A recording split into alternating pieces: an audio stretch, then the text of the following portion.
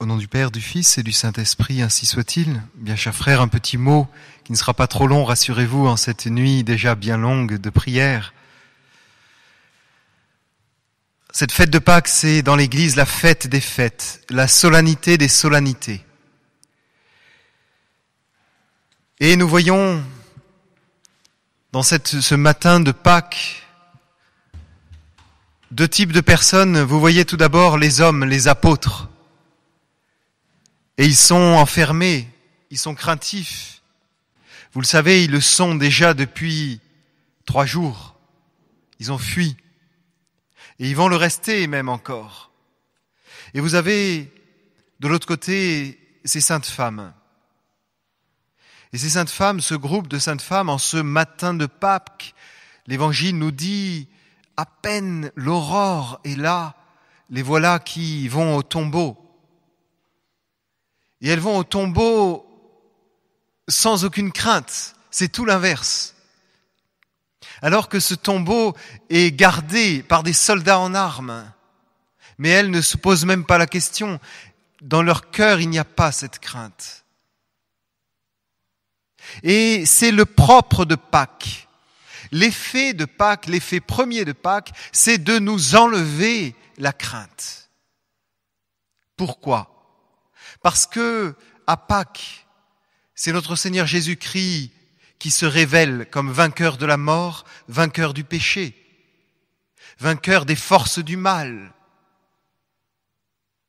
Et voilà pourquoi il a pris, vous le savez bien, tout ce processus de passer par la persécution, par la condamnation, par la trahison et par la mort.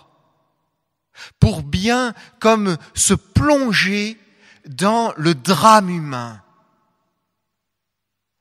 au plus bas du drame humain, et pour pouvoir ainsi manifester qu'en ayant traversé toutes ces épreuves et jusqu'à la mort, il se relève tout simplement en ce matin de Pâques, vainqueur, triomphant, la vie qui triomphe sur la mort, la sainteté qui triomphe sur le péché, le bon Dieu qui triomphe sur le diable.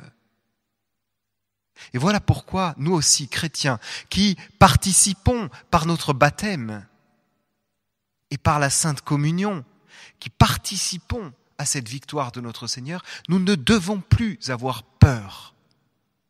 Et même si le monde va mal, et plus le monde va mal, et même s'il y a la persécution, et même s'il y a le deuil, il faut exclure la véritable crainte du monde.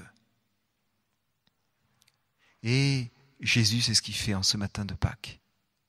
Si vous remarquez, si vous ouvrez l'Évangile et vous regardez ces paroles à Pâques, c'est magnifique.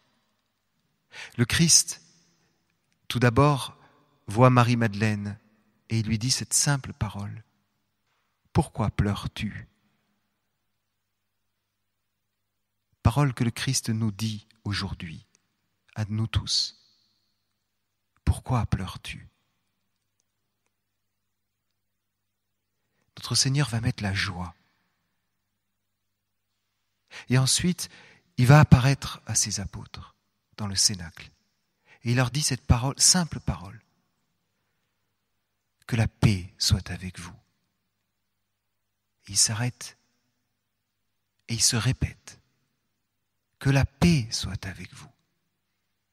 Mes chers frères, c'est ce que notre Seigneur vous dit aujourd'hui à vous aussi. Paix et joie qui provient de notre foi dans la résurrection du Christ, dans cette certitude. Et vous voyez, Jésus ne fait pas les choses au hasard. Lorsqu'il apparaît à ses apôtres, à ses disciples, il leur dit, ne craignez pas, c'est moi. Et comme les apôtres n'y croient pas leurs yeux, évidemment, Jésus leur dit, approchez, touchez-moi, touchez, palpez. C'est bien moi. Donnez-moi à manger. Vous savez qu'il va prendre un morceau de miel et de pain. C'est moi, c'est mon corps. Mettez vos doigts dans les trous des clous. Mettez votre main dans le trou de mon côté. C'est moi. Je suis vivant. Et Jésus, vous voyez, se met à notre portée. Il fait palper, il fait toucher. Il fait toucher du doigt la certitude. Et c'est basé sur cette certitude de la résurrection de notre Seigneur Jésus-Christ que l'Église est partie. Et ses apôtres se sont transformés. Et ils sont partis dans le monde entier, comme vous le savez, ils étaient 12. Et ils ont transmis la foi. Et ils ont donné leur vie pour attester de ce fait qu'ils ont vu, qu'ils ont entendu et qu'ils ont touché. Le Christ est vraiment ressuscité. C'est un fait historique. Et depuis, la Sainte Église continue. Alors, eh bien, je conclus. Vous voyez, lorsque Jésus est apparu à ses disciples, il leur a dit « La paix et la joie, ne pleurez plus ». Il a basé ça sur la certitude. Eh bien, nous aussi. Soyons chrétiens en cette fête de Pâques. Soyons chrétiens, c'est-à-dire sortons de cette messe et ayons cette semaine de Pâques dans la joie, mes bien chers frères. Remplissez-vous de cette joie de Dieu, de la vraie joie profonde. Remplissez-vous de cette joie. Chers séminaristes, vous avez fait pénitence pendant ce carême. Désormais, à partir de ce soir, arrêtez la pénitence. Remplissez-vous vraiment de cette joie divine, cette joie profonde. Et alors, eh bien sûr, ça ne veut pas dire qu'on se laisse aller à n'importe quoi. Cette joie, vous allez l'approfondir, l'augmenter, la surélever, la surnaturaliser. Par quoi ? Parce que précisément, le Seigneur a fait en ce jour de Pâques l'intimité. L'intimité. Il n'est pas apparu comme ça devant toute la foule. Il est allé les uns après les autres, tout d'abord à sa maman. Il a rempli de joie le cœur de sa mère, qui n'en croyait pas ses yeux de voir son fils vivant. Il a rempli de joie la petite Marie-Madeleine, qui pleurait. Il a rempli de joie ses apôtres, l'intimité. Eh bien, nous aussi, chrétiens, pendant cette semaine, prenez des moments d'intimité avec notre Seigneur, de prière silencieuse.